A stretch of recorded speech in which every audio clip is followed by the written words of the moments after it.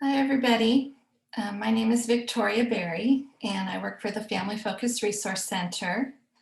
And today we're doing this webinar called Preparing for the Holidays During COVID-19. I was supposed to be doing this webinar with my coworker, Kathy Secchi, but at the last minute she got called to jury duty. So it's going to be me, and there are a couple of my colleagues here participating. So anytime during this webinar, I invite any of you to, um, put something in the chat box or raise your hand. We'll have time for some discussion and questions later on. But our topic today is preparing for the holidays during COVID-19. We've given this webinar this time of year for several years, but of course this year is a little different. So we switched things up a little bit and added some different suggestions. So I hope it's useful to all of you.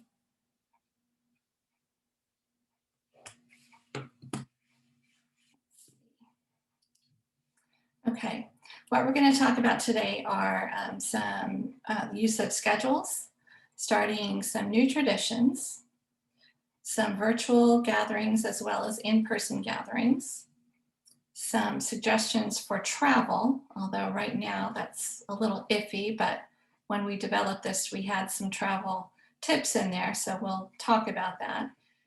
And then some gift ideas, some information about some special events, and then we'll share some resources. And we'll have time for discussion. The first thing we wanted to talk about was schedules. So we know in our kids who, especially now with distance learning, they are on schedules. And then we have our breaks, our Thanksgiving break and our winter break. And for some people, they kind of try to keep the schedule, and some people completely go off schedule. But we said we all wanted to sort of keep expectations low especially during this year. And if ever there was a year that called for keeping expectations low and not over scheduling, I think 2020 is it. So one idea is to maintain some type of a daily schedule, keeping the same basic getting up and going to sleep times is something that a lot of people recommend doing, especially over long breaks. Because if you don't, then it can be really difficult to get back on your schedule when it's time for students to go back to distance learning, for example. But you also want to build in a lot of fun activities that you can hopefully do during the day. I always think it's a good idea to include a little bit of exercise or outside time in a schedule when kids are off break, because that way they don't get kind of wound up not going outside. Of course, today LA County came up with a new, actually all of California came up with a new health order that everyone who goes outside is supposed to wear a mask even if you're exercising. So that throws a little wrench into things, but I think it is a good idea to try to get some outside time and some just even a walk around the block, or maybe a visit to a park that's safe to go to is a good idea. Sometimes it's fun to visit different parks than you normally do, just to kind of switch it up a little bit and explore a little bit. Los Angeles County does have a lot of parks, including some that are called universally accessible parks. Those are parks that have specialized equipment so that people who have disabilities can also participate on the playground equipment. And we'll be including those in a list of resources that we'll send out after this webinar. Another idea is to do some projects. Sometimes you just need to burn daylight. You need to find things to do to fill the day. So we'll have some ideas for some projects. And then you also want to think about some fun events or special events that you might be able to do during the winter break and put that on the calendar and kind of look forward to that. Speaking of starting some new traditions, we looked for some ideas, and one idea that came up for this time of year leading up to Thanksgiving is some activities where we can talk about gratitude, um, and some simple ideas that you can do at home just with things you might already have at home are to maybe for older kids to work on a gratitude journal, or just some paper, some um, spend a little time writing down things that you might be thankful for, um, things that you're grateful that your family can do together. Children like making those chains. You can write simple words or phrases on paper chains and put them together and then build it and display it in your home. Something that I like to do is have a gratitude jar, and it can be a little jar or even a little cup or a vase, and everyone can write things down and then put them in the jar. And then maybe on Thanksgiving Day, everyone look at the jar and read what's in there, or make posters, things that you're thankful for. Handprint turkeys are always really popular with young kids. And since they're not physically in school, they might not have the opportunity to do that. So doing it at home is kind of a good substitute. Everyone likes the handprint turkey. You just put some paint, some liquid paint on the child's hand and put it on a piece of paper, and then they can kind of draw on it to make it look like a turkey. That makes something really good to send to a family member, send to a grandparent who might like getting that. And another idea is to just write out a simple, happy Thanksgiving card and send to a grandparent or another family member. Other ideas for new traditions are things that maybe you don't normally do, but we're spending a lot of time at home, so we need to come up with ideas to keep us all busy at home, to work on some sort of very simple community service project just at home. You could work with your child to write notes to say thank you or say happy holidays, and walk around and deliver them to your neighbors. Just put them in the mailbox or put them on the doorstep or something. You could also do that with delivering it to maybe a first responder, the local fire station. I'm a parent who has two now older kids with disabilities, and I always liked to visit our local fire station or police station once in a while, just to make that face-to-face connection so that my kids are familiar with the people who work at the fire station or police station, and they're familiar with my kids.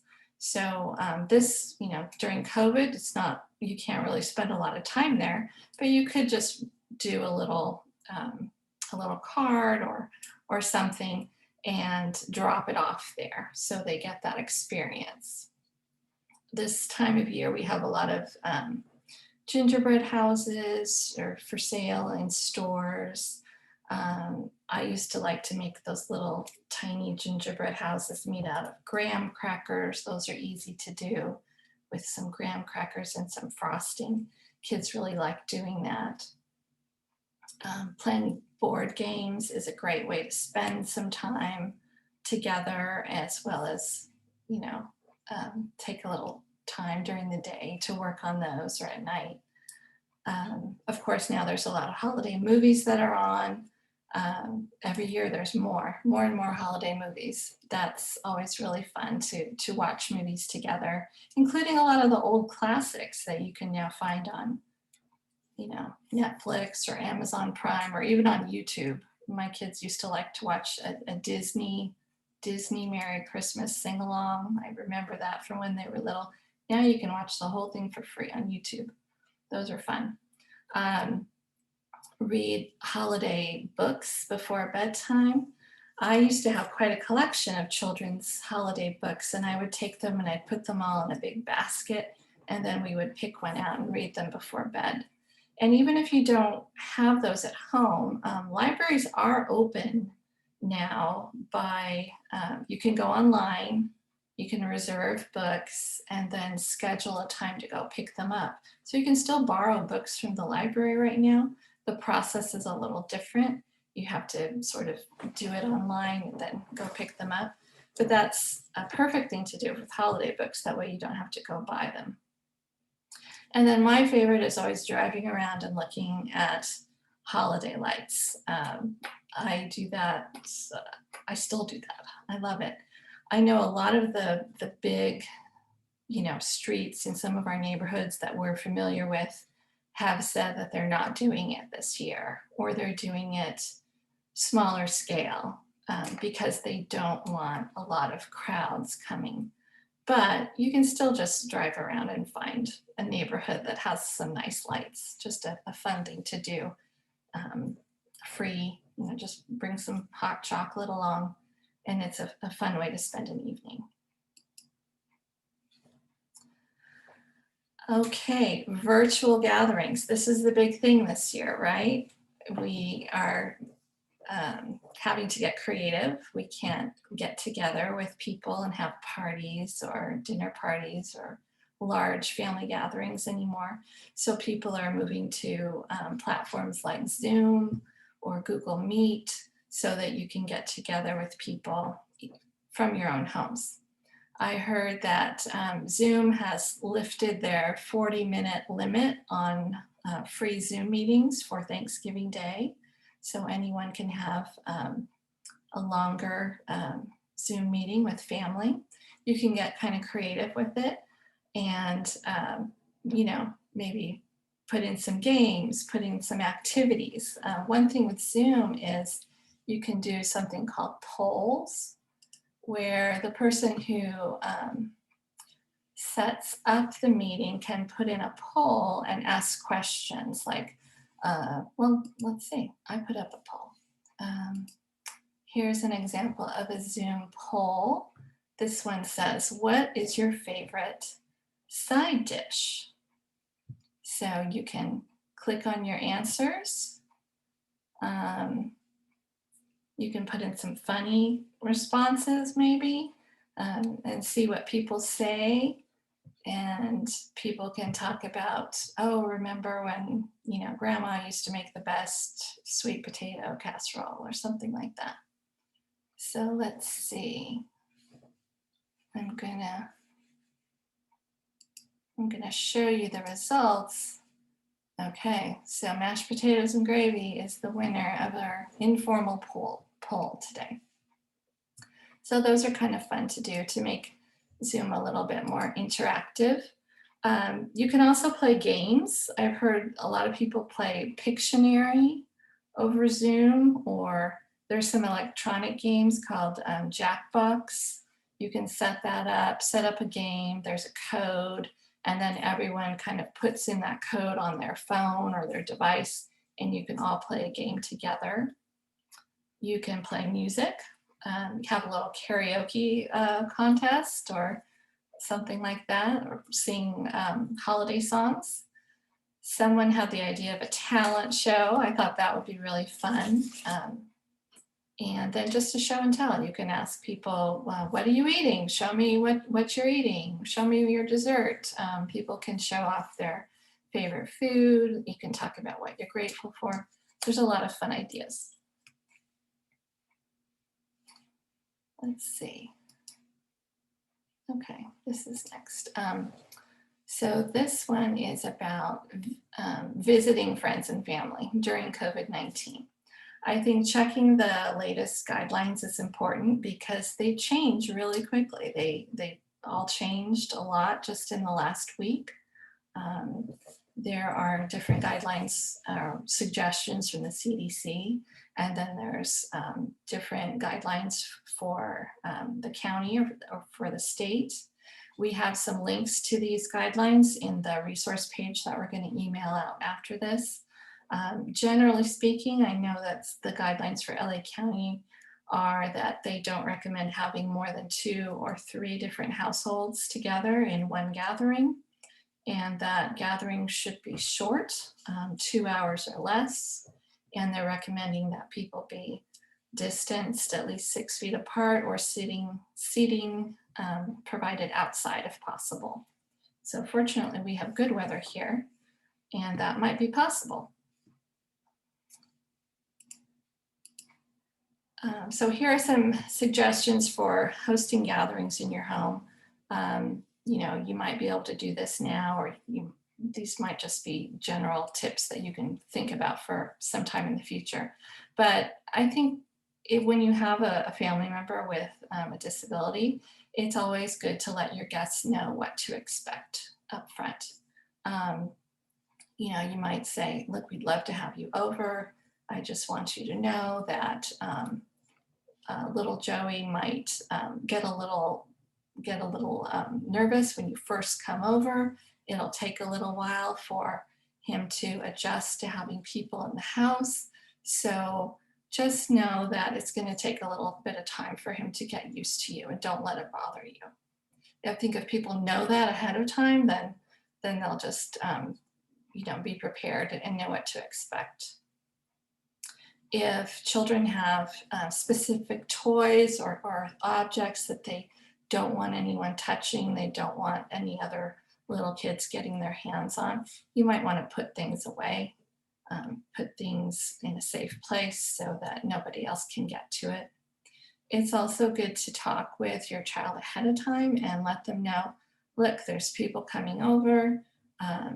There might be a lot of adults out in the living room. If you want to, you can always go to your room and sit here for a little while and have a quiet place that they can go to, so they know ahead of time that that's okay.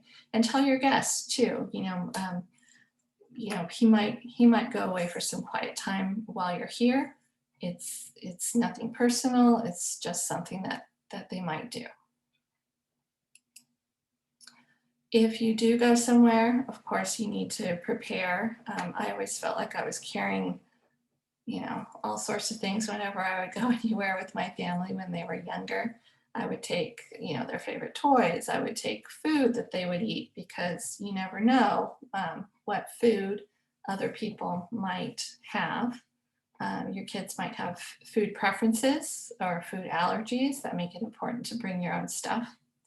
You might need to bring medication, changes of clothes and diaper bags, and then just something that your child, that they would be more comfortable if they had with them, a special blanket, a toy, tablet, a certain music that they like.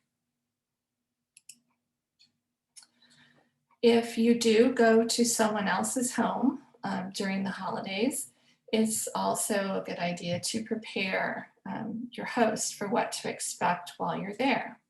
Same type of information. My child might be a little nervous when they first get to your house. Is there a place they can go where they can just sit quietly for a little while if they feel a little uncomfortable, to find out what that place might be. Dealing with food preferences, dealing with animals, it's always good to talk about that ahead of time so your child will know what to expect. Sometimes I would go to someone's house and they wouldn't have anything that my child could eat. So I would bring food along, and then your host might think, gosh, don't they like what I made? What's wrong?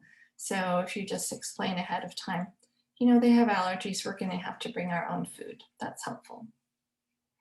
And then if people ask, what can I do? Tell them, give them something that they can do, that they can bring, that they can buy to help you out.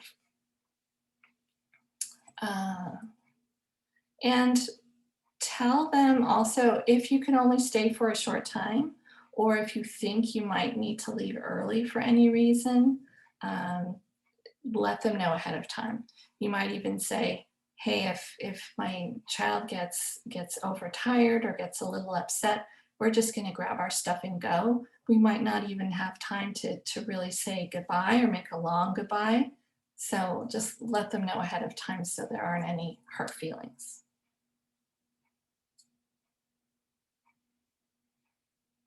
Um, a little bit more about visiting. Um, when I used to take my kids to a family member's house, there'd be a lot of people. We'd come in. There was always a lot of excitement. Oh, look who's here! They're here! And they would expect the kids to kind of run up and give them a big hug and so on. And sometimes that would happen, and sometimes it wouldn't happen. Sometimes kids need to kind of ease into the situation. They need to get comfortable with the people there and the place and go around and explore every room. And then they'll be comfortable enough to come up and say hello and give the hugs. So, everyone's a little different. You can prepare your host for maybe what to expect.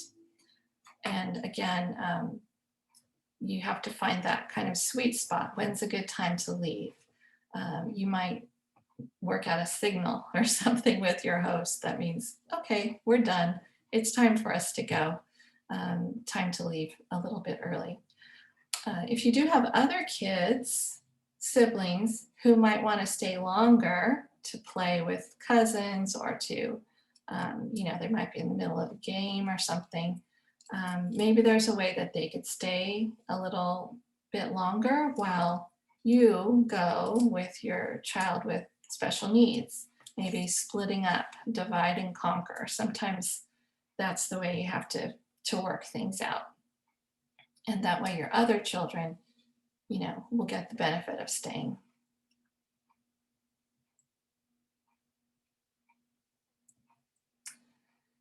Now this is about travel. So I'm not really sure if people are traveling this year. I know things are a little up in the air about going out of town, but a lot of people can go, can travel just in a car to see family. And any time of year, it's always a good idea to prepare your kids for that. Where are we going to go? How long are you going to be there? Are you going to stay overnight or are you going to come home? I used to put together little books of photos. I would get a very cheap little $1 photo book at the dollar store, and I would put photos in there of the house that we were going to go to, the people that we were going to see, so they would remember them. Maybe even a picture of the bed or the hotel if we were staying in a hotel, so they would be prepared for that. And it always made the trip go a little more smoothly. Traveling by car, planning stops ahead of time if it's going to be a long drive is a good idea. Right now, during COVID, it used to be that you could stop at a McDonald's or somewhere with a play place. You can't do that anymore. You can't even stop at a restaurant and eat in a restaurant. So really knowing where you're going to go, if there are rest stops and bathrooms along the way, things like that is helpful if it's going to be, more than just a short little trip. There's an app that I like called Road Tripper, and it helps you plan all that stuff out ahead of time. It shows you where rest stops are and things like that, parks, things that you can do along the way. And let your child know how long you're going to be in the car. When are you going to take a break? Okay, we're going to stop for a snack and bathroom break in 15 minutes, so they know what's coming. You can even use a little timer on your phone, or there's an app called Time Timer, which is a visual timer. It shows, it starts off with a red circle, and then as the time goes by, it changes to, a smaller red portion, so they know how long to wait. Of course, you can always pack toys and snacks and things for car rides. If you do fly, it's a good idea to pack children's stuff separately so you can take it with you on the plane. And if you do travel by air, whether it's this holiday season or any time in the future, When you do make airline reservations, which we usually do online now, but you can also call on the phone and do it, you can indicate that your child has a disability. And I would use the word disability instead of special needs because the Americans with Disability Act provides certain accommodations. You can request certain accommodations depending on your family members' needs. So you can say that it'd be helpful for them to board early, pre-boarding, so you're get in there and get seated before everybody else gets on the plane. Same thing with deboarding. You can ask about being seated together, especially if it's a young child. It's not even a given anymore when you travel by air that you're all seated together. So it is helpful to get that pre-boarding. And then you can contact the Transportation Safety Administration, the TSA, to arrange any special requests you have for going through security. For example, if you have a child that uses a wheelchair or has medical equipment, you can arrange that ahead of time so that they're expecting you, and so your time going through security is, it's a little faster. You can even ask them to help you get to the gate if you have a lot of things to bring with you, or you're bringing a wheelchair with you, or a special car seat or something like that. You should know too that right now face coverings are required for all passengers on airplanes ages 2 and up. And from what I have seen, they do not make special waivers for people with disabilities. So regardless of disability, passengers are expected to wear face coverings. And it's a good idea to bring your own food too, because they're not serving anything on airplanes right now.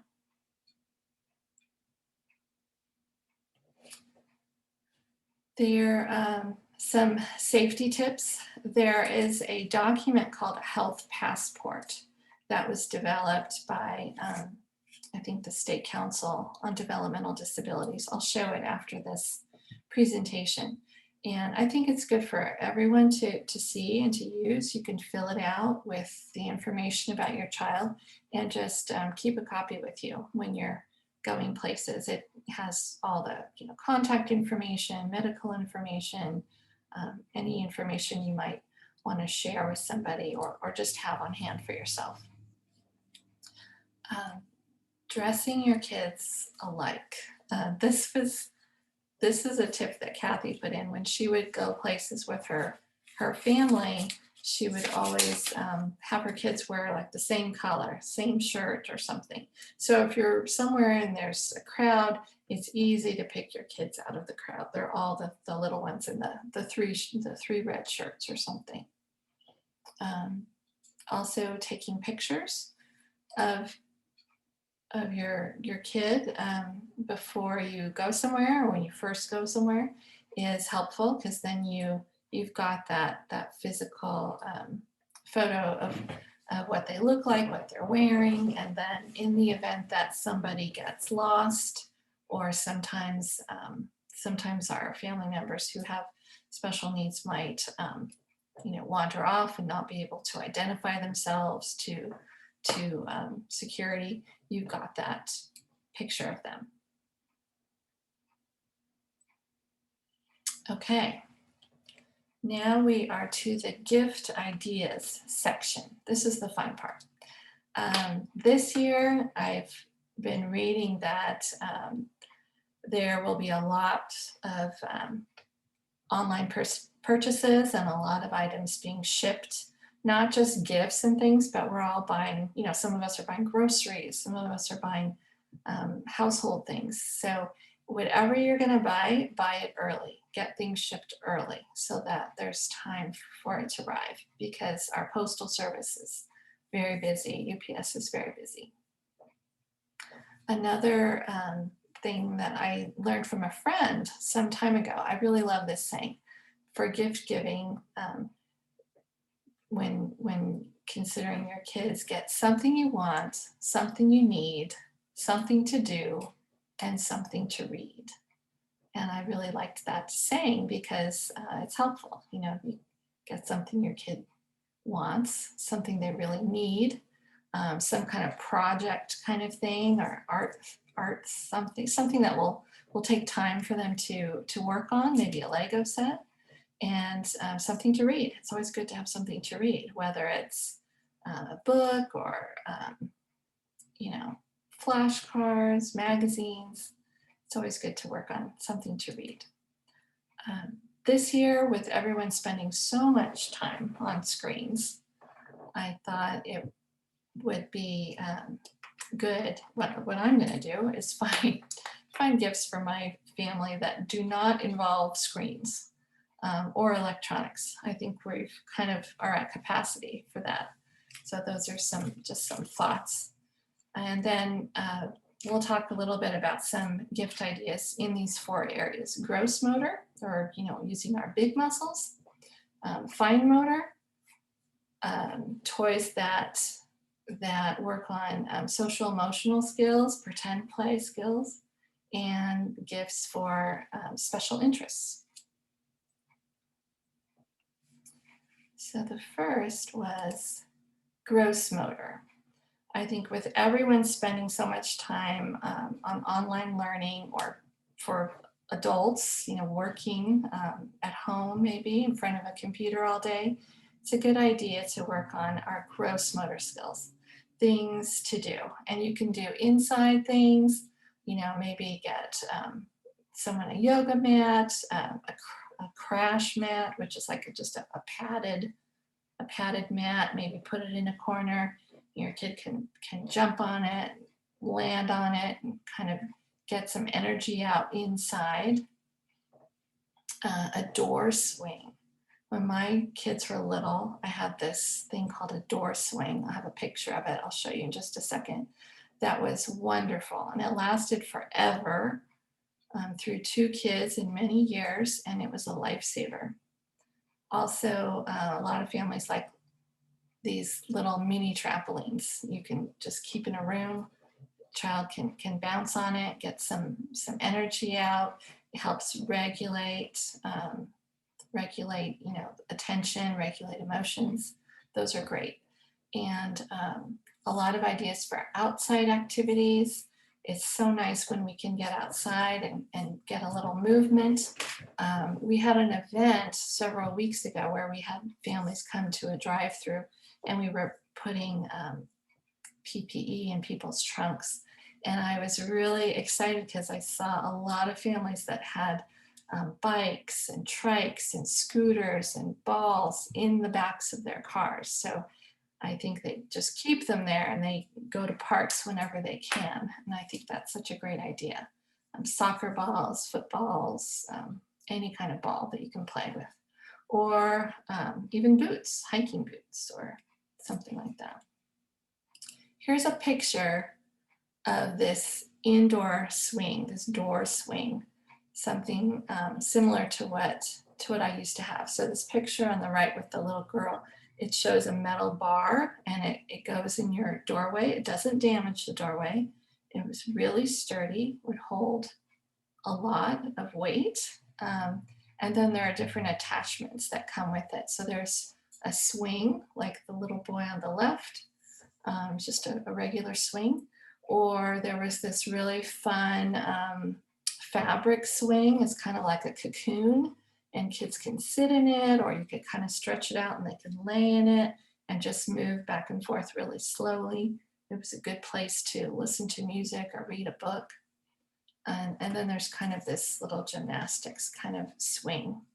So those were wonderful, and I highly recommend it. This would be a good grandparent gift. When my kids were little, the grandparents would always say, "What can we get for the kids?" Because they never had any idea what to get for the kids. So I would say, "I have just the thing," and I'd send them a link. So that is a great idea. Okay, then other gift ideas. These are good for fine motor And they're also, project-based, things that kids can play with for a long time, can work on and really build a lot of skills and really have a lot of fun. So I think all the building toys are great, whether they're for boys or for girls. There are a lot of different kinds of building tools, like toys rather, like Duplo, which are the blocks for little kids. Those are the big blocks. And then Lego, those are the little blocks. And there are other brands too. They don't have to be Duplo or Lego. But those are great. And there are, kits that are like Harry Potter themed or Barbie themed or, you know, Star Wars themed or whatever. And then puzzles are really good. A lot of good family time, take a long time to do. They work the brain, they work the fingers. Um, any types of building blocks are wonderful. Train sets are really fun. A lot of children really love train sets, and they also work on pretend play. You put the track together, you put the trains together. You can spend a lot of time with that. And then other ideas for fine motor are anything that's kind of arty or creative, like paints, whether it's finger paint or paintbrush paint, markers and little books that you can color in, beads, you can string beads or make little pictures out of the beads and then melt the beads. I don't know, I can't remember what those are called, but those are great.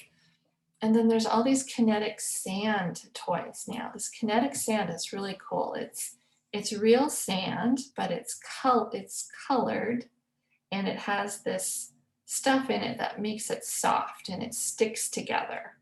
And you can mold it and you can squeeze it. It's really good for sensory play.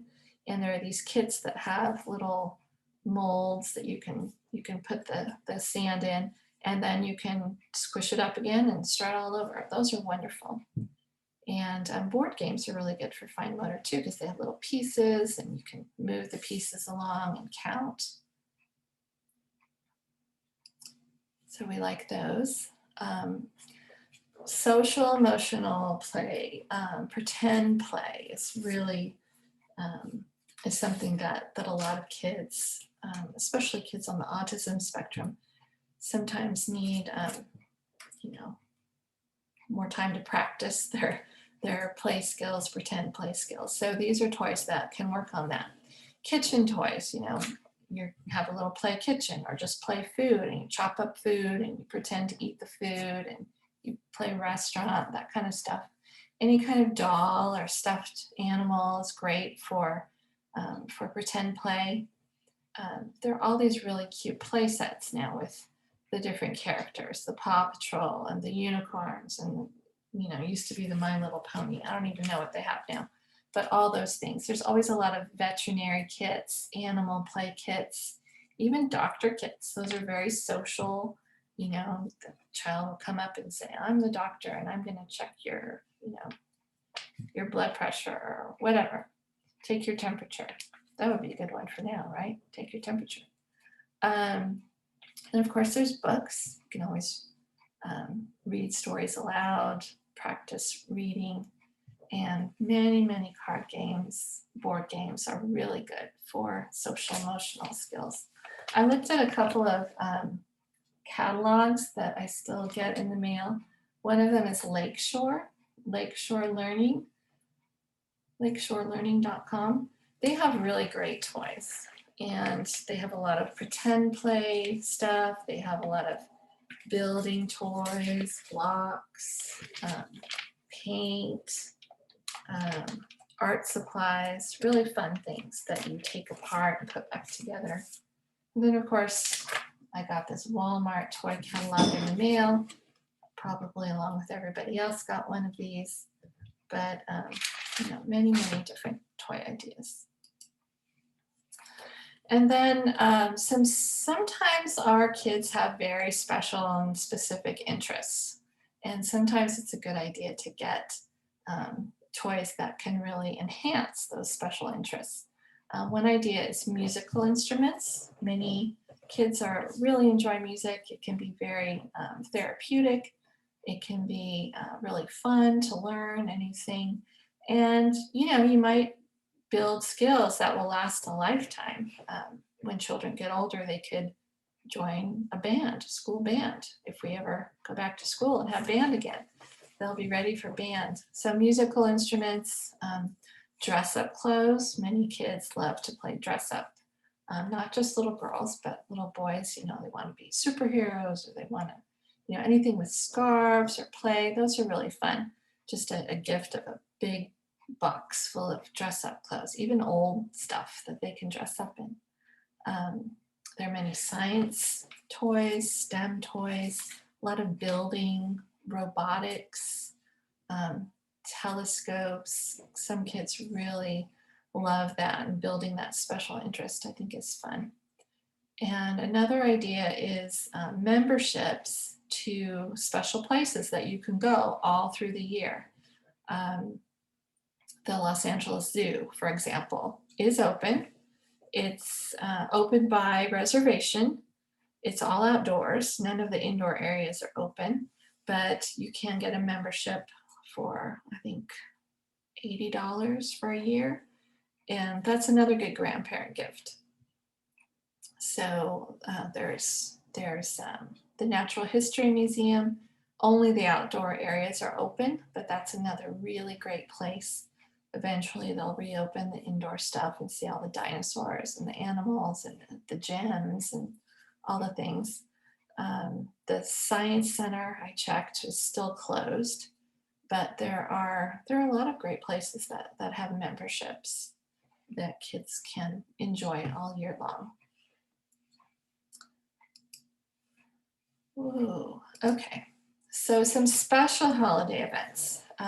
Some of our staff went through and found some really fun things to do during this holiday season, even during COVID-19. A lot of them are drive-through events.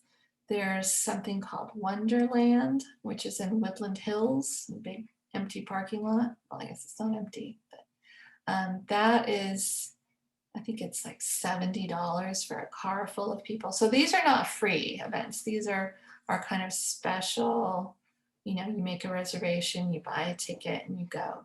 But, it sounds like a lot of fun. Holidays in your car, I'm not sure exactly what that is, but it'll be on our resource list. There was something called Happy Place drive-through, Elf on a Shelf's Magical Holiday Journey. And I think that takes place at the Pomona Fairgrounds. So some of these are sort of, a little bit of a drive. Six Flags Magic Mountain just a few days ago announced they would be open for a special drive-through holiday in the park. And a lot of tickets sold out really quickly. So if you're interested in that, you should look right away and see if anything is left. But those are just a few examples, and we have more on a list that we'll send to you. So that's part of the resources that we'll send. There are some links to some of the things that I talked about in this webinar, and then there are some holiday special events and those are the things we'll send. Oh, and this is just for fun. We found this and talked about it at a staff meeting recently. This is a map of most popular Thanksgiving side dishes by state. So it says for California, the most popular is mashed potatoes. Is anyone from another state? Do you see what your state says is popular? I thought some of them were interesting.